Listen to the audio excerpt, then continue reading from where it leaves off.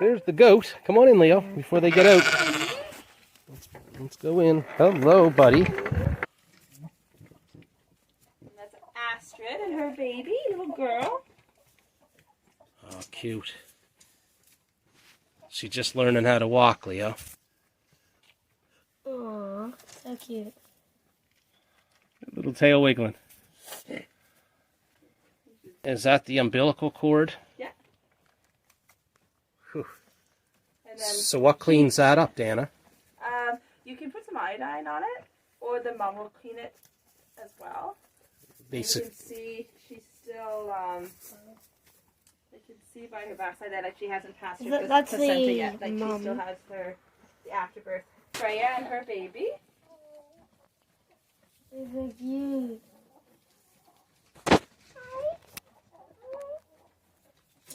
They're not scary. They're not scared at all of me. He's going to look just like his Oh, he's mom. licking me, Dad. If you see the silver coming in, he'll have the same coloring as his mama. Silvery. Are they all looking at me? They're all the big ones are looking at me. They're all hot. They're planning an attack. This is my water type. This is a meat-eating breed of Icelandic sheep, You're joking. and they like the taste of blood. They're called vampire So sheep. she's probably gonna have her Yeah, it's a baby joke. today. Only two of them are.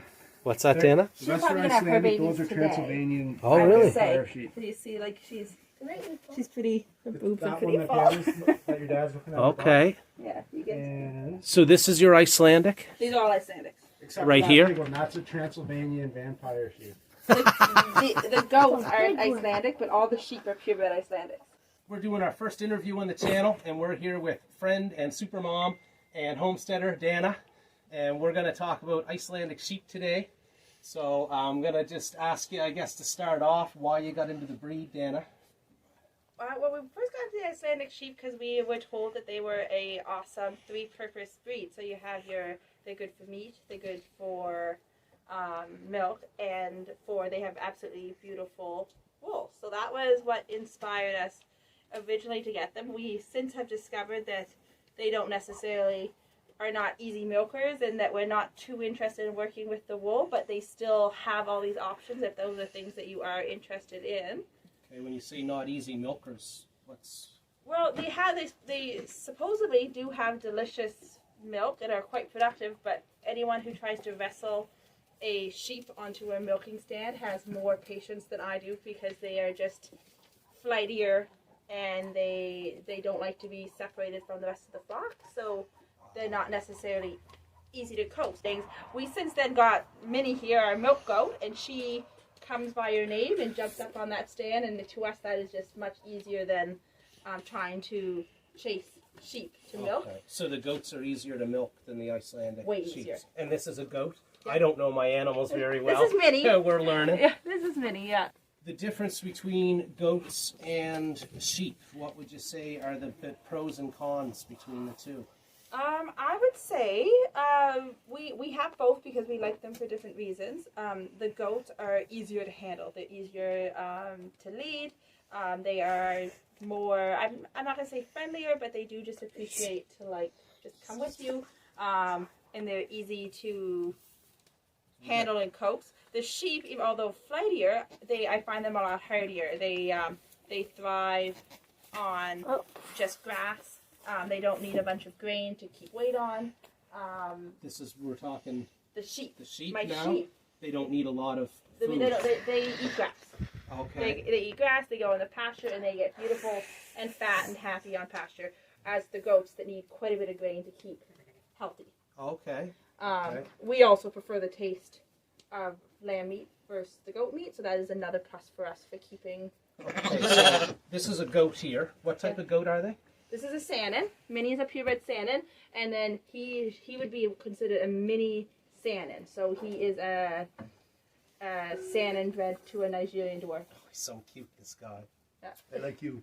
Yeah. All right, so what you're saying, though, in terms of foraging, if the goats take grain, are the sheep actually your better forager, like for just having on a homestead and not having to feed them a lot? Maybe depending on the breed, these sheep, yes. An Icelandic sheep, they do very well. They eat your brambles, they eat your wild roses, they eat all the random stuff coming up on the edges of your pasture. Okay. And they eat that down really well and do really well with it. They grow healthy and fat and big on just the grass. Your goats, I have never had a goat that did not do well without grain. They always will get thin and not as healthy looking unless they're given some grain every day. Will they forage the same stuff out around your yard? Similar, I would say. But the goats just don't thrive off of it. They do better with grain as well. Especially Minnie, who's being milked. Like, she would need quite a bit of grain because she's being milked right now. Okay. Which is fine because I'm getting the milk from her. But if it's just for a meat animal, I would prefer them to grow on the grass. Right. If you want to have fewer inputs in terms of food, like outside feed, you're probably better off with the sheep. For sure. The Icelandic sheep. Yeah. The goats are uber productive milker. You're like a salmon goat. You are not hands down. If you want a family milk goat, she'll give you liters and liters of milk a day. But you got to pay for it. You have to pay for the grain. Right. So if you're not really interested in the milk, I don't know. There's no point, in my opinion, for keeping the goat. That's the only reason we have anything other than the Icelandic sheep. So the meat is better in the sheep. In my opinion, the Icelandic sheep are superior as far as this size. Like, you can get your big meat goats or your big meat sheep. But for a very heritage breed, you get lots of meat. The instincts, like I said, they thrive on grass. Okay. You put these babies, once the snow melts, we'll put them out on pasture, and they will come in November as fat, healthy lambs that would be at age that you would sell or consume for the freezer. Yep. But just born maybe about an hour and a half ago. So this is Astrid's second time lambing. So we were surprised. She only has a little single, but she's a really small sheep. So her mom was the same way. Only ever gave one lamb, which isn't typical. Usually you would get two, but we are happy. We did have one little ewe lamb there. And the placenta is still there in the back. Sure, you want to show that, Dad? Yeah, it's a farm. We can show these things. What happens with all that? Dana was just explaining to us what they do with the placenta. Well, the sheep, the mama sheep, they clean up all their afterbirth, because you think in the wild you wouldn't want that scent hanging around, and it also is a real good nutritional boost for them. So the blood and the iron that's in your placenta will give them a big boost, so they're able to feed. They eat their placenta. When it falls off, do you have to pick it up? Oh no. No, they eat it. What do you think of that, Leo? That sounds delicious. So, in Icelandic, one of the things we really like about Icelandic sheep is they're really good moms. Like, they are seasonal breeders, so we have. We didn't get to catch it. That's all right. Alright, Dad, you're gonna make sure to cut that out, but I raised it up so they couldn't see All it. right. You can just cut that out. They are seasonal breeders, so they start to cycle in November. So we get our lambs around now, and they're really good moms. They usually give you twins or triplets. Your first-time moms, singles are... When you say good moms, there's sometimes a problem with them caring for their young. Yeah, but I know my sheep, I've never had to help a lamb be born. They do their own thing. They take care of their babies. We are very hands-off. We come out, we check them a couple times a day, but we're not babysitting. Okay. If they don't... They nurse well and They stuff. nurse well. They mind their babies. Their babies all thrive. Their instincts are really intact. So part of the reasons why they're really good foragers, and they thrive just on grass. Also is the reason why they're just really good moms, because they have a lot of their instincts. Right, they're still a very wild They're breed. very much like a mountain sheep. Like, they're very wild. Every time you bring a new animal in your farm, you're risking Disease of some diseases. sort? There's a lot of diseases that you will circuit through even New Brunswick. Okay. So the more closed herd you can have, in our opinion, is better. So because we raise majority for meat, what we do is we take our nicest looking ram lamb of the season, and we breed him back to our herd. Okay. After he is done breeding, he would go in the freezer with the rest of the lambs that are for harvest that season. In years that we do that, you know, you'd never want to breed siblings, but if you're breeding a boy back to the mom, it's called line breeding, and can be done, especially because we are just mostly focused on producing our own food and our own meat. It is something that we feel is less risky than the biosecurity of always bringing in new rams. If we had a season though that we had done that a couple years, you know, on occasion you would still look for a new ram. So if you have a bunch of females that you want to keep that year, you might want a fresh ram that year. They have all sorts of really neat patterns. Like this guy, you see his little frosting on his, they call it frosting on his lips. Yeah. So he'll grow into a silver sheep. Like he has, it's a gray pattern. You mean they turn from brown to Yeah, so he silver? will be like his mom Freya there in the back. Okay. And she'll be very silvery. Okay. And that's a pattern of the sheep. And we have another mom who has a spotting gene, so we're hoping she'll give us little spotted babies. We're hopeful. Okay. But that's another fun thing. They have a lot of different patterns and colors. They're not just all white sheep. In terms of predation, where they're still sort of a wild breed, are they pretty good at sensing predators and running, or what do you think would be I'm not your sure. prospects around coyotes? We've and stuff? always just been trying to keep them away. We keep electric fence on, and a perimeter fence. You know, sheep are prey. Yeah. Sheep are prey. I don't know if they would fight off a smaller predator. I think, you know, because they do. Do they circle the wagon like some animals do? They'll come around in a circle to fend off something. No, or do you, no. But I know like this Ray there, the big brown on the back. Yeah. Like you go close to her baby, she'll growls and she stomps her feet. Like they are very, you know, they don't. Protective. Yeah. What would you say it costs to raise one for a year?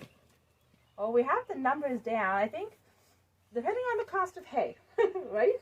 Like hay's going up and up. When we're able to get hay for $3 a bale, it's a much different year than when you're able to get them now. It's $5 a bale.